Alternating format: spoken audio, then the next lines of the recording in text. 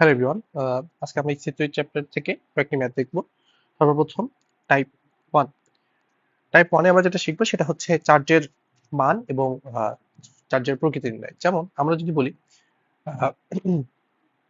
আমরা যদি বলি যে কখনো যদি এরকম একটা কোশ্চেন তুমি পাও যে 1 মোল ইলেকট্রনের চার্জ কত, তো তুমি একটা ফর্মুলা শিখছো যে কিউ সমান সমান এন ই।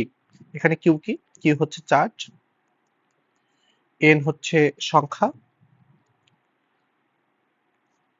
আর ই হচ্ছে ইলেকট্রনের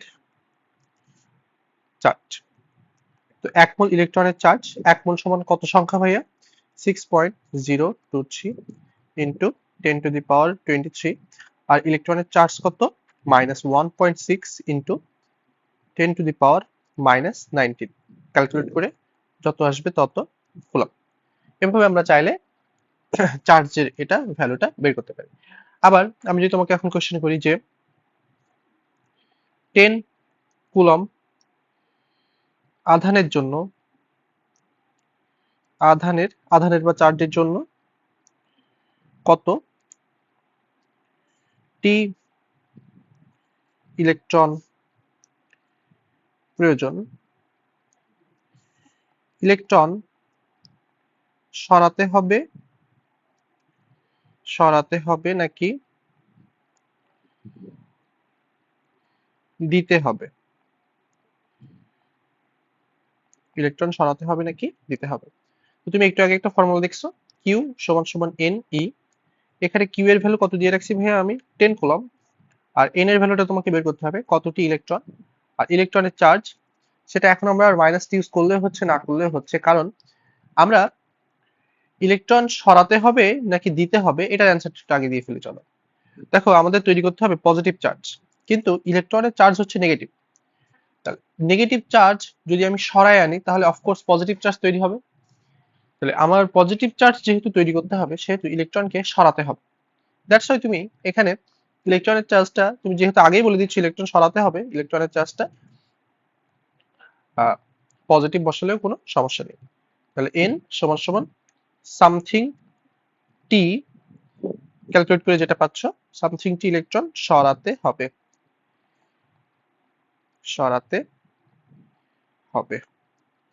যদি বলতো -10 কুলম্ব চার্জের জন্য, তাহলে আমরা কি করতাম? -10 কুলম্বের জন্য ইলেকট্রন দিতে হবে। ওকে, চলো নেক্সট ম্যাথে চলে যাই। নেক্সট ম্যাথটা হচ্ছে একটা বল সংক্রান্ত ম্যাথ। তো আমরা নেক্সট ম্যাথটা দেখি।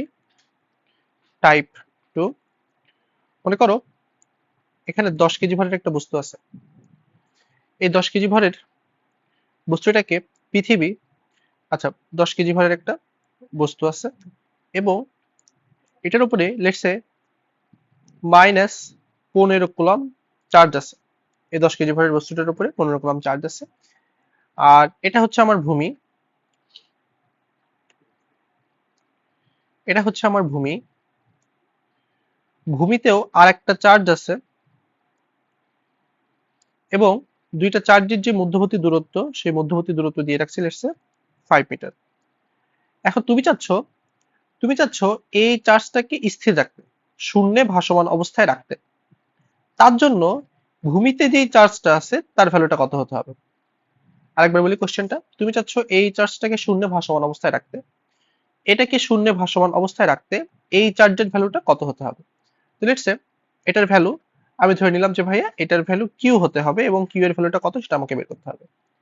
এখন আসো সলভে যাই। সলভে যাওয়ার আগে সর্বপ্রথম তোমার মাথায় যে চিন্তাটা আসবে সেটা হচ্ছে যে ভাইয়া এই চার্জটা নিচের দিকে পড়ে যাবে কেন? নিচের দিকে পড়ে যাবে তার রিজন হচ্ছে পৃথিবী তাকে নিচের দিকে 10 জি অর্থাৎ mg বলে টানতেছে। এখন আমি যদি পৃথিবী এই দিকে টানতেছে, ঠিক অপোজিট দিকে আরেকটা সেম বল দিতে পারি, সেম বল দিতে পারলে অফকোর্স আমার এই বস্তুটা শূন্যে স্থির অবস্থায় থাকবে, কারণ নিচের দিকেও যতটুকু বল উপরের দিকেও ততটুকু বল, তাহলে বস্তুটা এখানে ভাসমান অবস্থায় থাকবে। হ্যাঁ অফকোর্স, তাহলে উপরের দিকে একটা বল দিতে হবে। সেই উপরের দিকে বলটা কে দিবে? উপরের দিকের বলটা দিবে এই যে কিউ চার্জ। এখন তুই আমাকে বল, এখানে -15, এখানে অফকোর্স যদি তুমি ওপরের দিকে বল দিতে চাও তাহলে অফকোর্স এটা হবে হচ্ছে বিকর্ষণ বল। বিকর্ষণ বল হওয়ার জন্য এই কিউ কে পজিটিভ হতে হবে নাকি নেগেটিভ হতে হবে? কিউ কে অবশ্যই কি হতে হবে? Negative charge. তাহলে এখন নিচের দিকের বল সমান উপরের দিকের বল, আমি যদি একটু লিখি তাহলে নিচের দিকে কতটুকু বল? নিচের দিকে হচ্ছে 10 জি বল। আর উপরের দিকে কতটুকু বল হতে হবে? উপরের দিকে বল হতে হবে হচ্ছে কুলম্বিক বল। তো কুলম্বিক বল কি শিখছো? কে কিউ1 কিউ2 ডিভাইডেড বাই আর স্কোয়ার। তাহলে আমি যদি একটু লিখি কে কিউ1 কিউ2 ডিভাইডেড বাই আর স্কোয়ার। তাহলে যদি একটু ক্যালকুলেট করি 9 ইন্টু 10⁹ ইন্টু কিউ1 এর ভ্যালু কত? কিউ1 এর ভ্যালু হচ্ছে -15 কুলম্ব। দেখো তুমি অলরেডি ডিফাইন করে ফেলছো যে তোমার বলটা হচ্ছে বিকর্ষণ। বিকর্ষণ ডিফাইন করার পর -15 বসানোর কোনো রিজন নাই, জাস্ট 15 বসালেই হচ্ছে, এখানেও কিউ বসালে হচ্ছে। তাহলে লিখলা হচ্ছে 15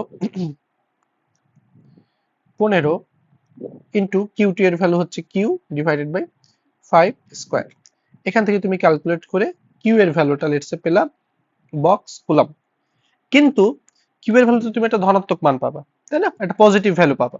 কিন্তু তোমাকে কি কিউ এর ভ্যালু পজিটিভ হতে হবে নাকি নেগেটিভ হতে হবে? বিকর্ষণ বলের জন্য অফকোর্স কিউ এর ভ্যালু হতে হবে নেগেটিভ। তাহলে অতএব কি লিখবা? অতএব ক্যালকুলেট করে কত পাবা?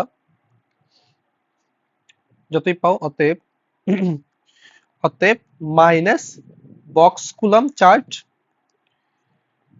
ভূমিতে রাখতে হবে।